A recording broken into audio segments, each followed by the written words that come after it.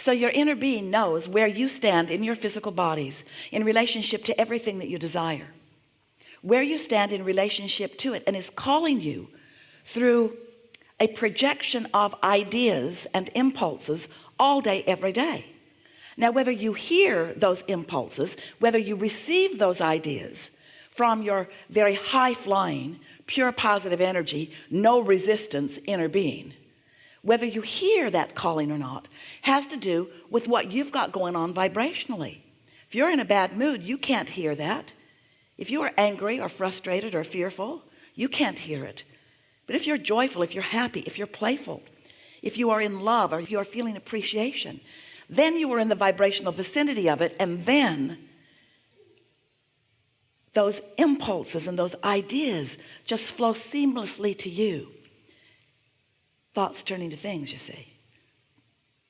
And as you receive an idea and you say, oh, I know what I want, or oh, I've got the best idea, that's you in the receiving mode. That's you continuing the journey of your creation, of launching rockets, your rockets gestating in law of attraction, building them to greater and greater momentum and potential, and then you being in the vibrational place where you receive the idea because you've tuned your tuner to where your tuner must be tuned in order to be in concert with who you really are. Don't you love knowing that? Don't you love knowing that the way you feel is your indicator of whether you're in the receiving mode of your own inner being or whether you're in the receiving mode of your mother? Oh, that wasn't fair. True, but not fair. It's easy to be a reactor to what's going on around you. And so as you are observing things and reacting to them, very often your vibrational output is mimicking something that you're observing rather than your vibrational output being something that you're deliberately accomplishing.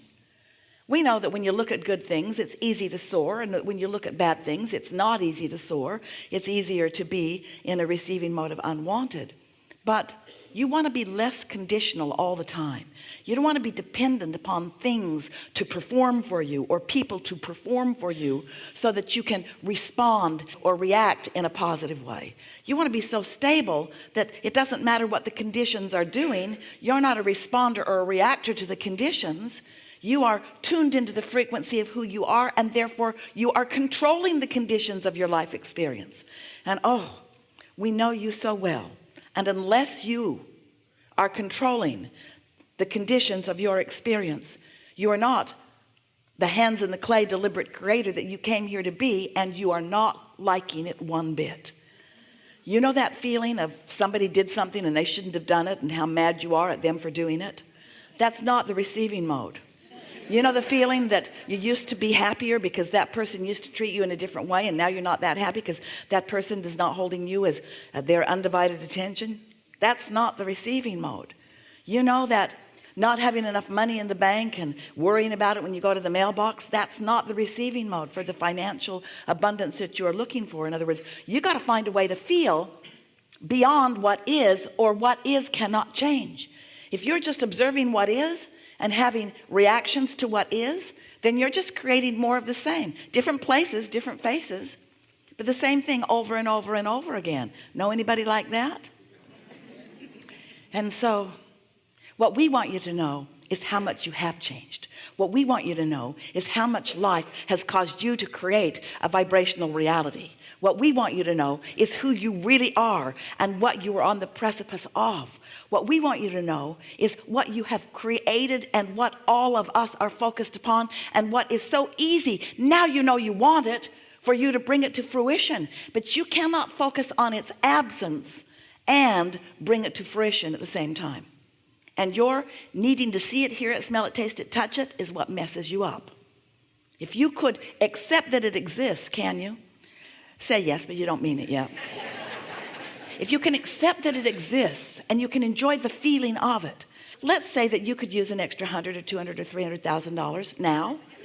In fact, let's say that not only could you use it, but you really need it. There's just stuff's been going on. Let's say you need it. You need it. And because Your life experience has caused you to ask and ask and ask. You have been putting so much abundance into your vortex. And because everything you ask for, ask as step 1, is answered immediately, that's step 2. Since this vibrational reply has happened and the abundance that you've been asking for is already all queued up for you, it won't take long for it to come into your experience. But your awareness that it isn't here yet will hold it off indefinitely. As long as you look and don't see it, as long as you're looking where it isn't, you're not going to offer a vibration that's going to let it in. So you're not going to be in the receiving mode. So you're not going to be in the right place at the right time. You're not going to connect with the path of least resistance that's going to give it to you. Path of least resistance. Your blessed inner being knows where you stand in relationship with everything you want and is calling you forward on your path of least resistance toward it. Your path of least resistance. Your path upon which you have thrown piles of resistance. Your path of least resistance. Your path upon which you have thrown all the piles of resistance. Only you have thrown stuff on your path of resistance. You are the resistance throwing pather. You've done it all. Every bit of resistance that exists in your experience, you put there, and that's all right. That's all right. That's what contrast does. In order to know what you do want, you got to know what you don't want. Knowing what you don't want is some resistance on your trail. But you can tune yourself to the knowing of what you do want with so much greater detail than you usually do, because we love you so much. You know what's coming next. You are observers of conditions and reactors to them. And so you offer most of your vibration in response to what you're seeing, instead of in response to what you put into your vortex. You got to tune to the vibrational version for it to turn to the things you want. But if you're tuned to the things that you don't want, the things that are in your vortex cannot turn to what you want as long as you're tuned to their absence. It's just physics, you see. You know that when you tune your tuner on your radio, you don't expect to hear something from a different broadcasting signal than the one you've tuned to. You might not think about it. You just push buttons. Esther does all day long. Buttons, pushes buttons, especially in the car. Don't like that song. Oh, that one's better. Ooh, ooh. She hears about 1/3 of every song. She listens to them as long as they're good, and then when love turns bad, she reaches for another song. So as you understand the tuner of your radio, we want you to understand the tuner of your vibrational frequency. We want you to understand that how you feel is your indication of whether you are in the receiving mode of who you really are and what your vortex has come to be, or whether you are in the receiving mode of overwhelmment, or the receiving mode of anger, or the receiving mode of fear, or the receiving mode of deep depression. In other words, you're in the receiving mode of something all the time. What is it? And you can tell by the way you feel. So your inner being knows what's in your vortex, knows what you're asking for, knows the path of least resistance for all of those thoughts to turn to things, and it's calling you. So when you get an idea and you feel that elation, it's a good idea. Don't talk yourself out of it, and don't beat it up by saying, oh yeah, that's a great idea that never comes about. That changes the frequency quickly, doesn't it? So that $100 or $200 or $300 or $400 or $500,000 that you'd like to come immediately probably isn't going to come today. But you could find within just a little bit of time a feeling of prosperity that would put you in the receiving mode of the path to it. And the thing about it, you think that you want it to be a very quick, short path, and we understand that, and it can be. But we want you to know that whether it is a long, lingering, delicious path, or whether it is a very short, quick, delicious path, it is a path that is a sure thing. But your impatience on the path makes it longer. If you are impatient on your path and not enjoying the journey, then you got a frequency going on that isn't letting it become. Oh, it's becoming, you're just not tuned into it. And we wonder sometimes why you don't cash in your vibrational chips on a more ongoing basis.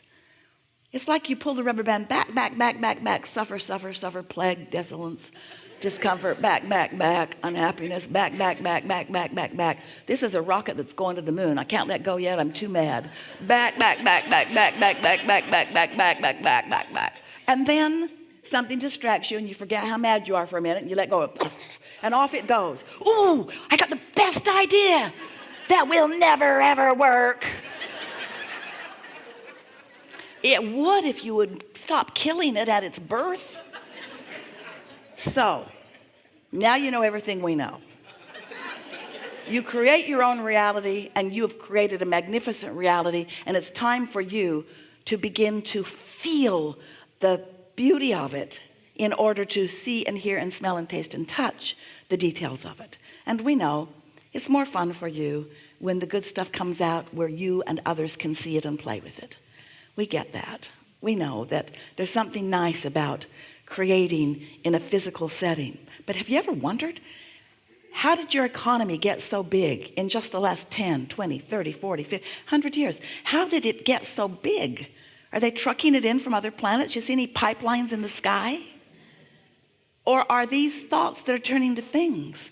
You are a creator in the most dynamic platform of creation that has ever existed. And we are so looking forward to you acknowledging that that is so, and beginning the deliberate managing of your own vibrational frequency so that you can more often be in the receptive mode of the ideas, because that is the sweet spot. Oh, sifting and sorting through contrast isn't so sweet, but it's necessary, and it's something that you do naturally. It's not even something you have to think about. That's step one. It just happens. Step two is not your work at all. That's source energy and law of attraction, gathering up everything that you want, gathering all the cooperative components, getting it ready for you to be ready. Step three is you get into the receptive mode. That's where all your work is, which means, now we know this is tough to take, but you got to find a way to be happy. It's a big price to pay, we know. And do you know you would be? It's like the cork that is bobbing on the surface of the water. That's where that receiving mode is. That's where happiness is. Now you can hold it under the water as you focus on this that's gone wrong, and this that's gone wrong, and this that's gone wrong, and this that's gone wrong. You can waterload that cork pretty good. But when you let go of it, it's going to go back to the surface. That's where happy is. You don't have to work for your happy. You just have to stop doing those things you do that don't let the happy be there. When you wake up, you have a greater chance of happiness until you remember yesterday. And so, if we've convinced you that you can change your mood, you can. If you care enough, you can change your mood. You will be happy if you don't think the thoughts that make you unhappy. So, stop it. We've enjoyed this interaction immensely. Why would anybody think a thought that doesn't feel good? When it doesn't feel good, why would you continue to do it? Don't be hard on yourself, because it's law of attraction's fault. Law of attraction is bringing you back what you're broadcasting. So if you've got your attention on something and you're feeling some way about it, law of attraction is going to dish up more, because that's just the way vibrational signals work. So you've got to catch it in the early stages before the momentum becomes too strong, because if you don't catch it in the early stages, the momentum is going to become stronger and stronger and stronger until you sleep. Once you sleep, the momentum will subside and you have a chance of waking up tomorrow feeling so much better. But your proclivity about the way you think is the way you've been thinking. And so in the morning, you're going to have to be more aware that you're leaning toward good feeling thoughts than not.